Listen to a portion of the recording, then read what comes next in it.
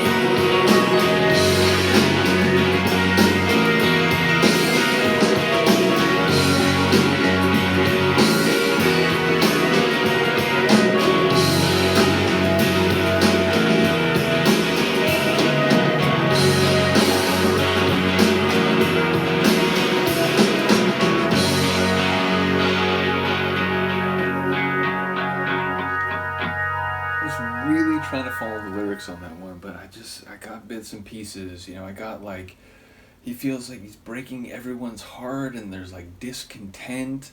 But he was talking about lake fever, and then it made me think like it could be the proper name. It could be a lake called Fever.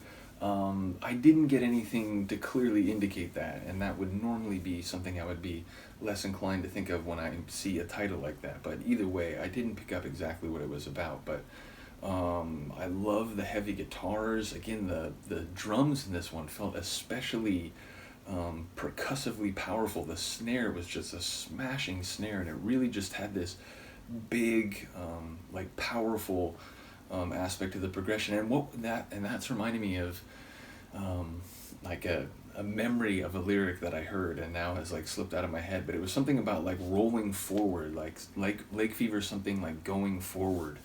So yeah, again, like bits and pieces, but not sure how it all ties together. Look forward to hearing the comments. And again, it does seem like a lot of their songs, even if you look at the lyrics on the page, because there's been songs where people have written out the lyrics or just described them in great detail. There's a lot that either requires a bit of cultural knowledge or historical knowledge, or at the very least there's a bit of poetry to them. So it's, even the lyrics on the page, I think there's still some depth that you have to work to uncover. So looking forward to learning more, not only about their music, but indeed about their songwriting. Again, Gord sounding great. Not one where he's like really pushing it to that like, absolute belting level where he's just letting it fly, but definitely, hitting all the moments like just as they should be. So yeah, sonically, like a really nice and tight tune. Looking forward to hearing what people have to say about it thematically. Once again, shout out to Yvonne, shout out to David, shout out to Ryan and all the others, Todd and so on, who've begun commenting.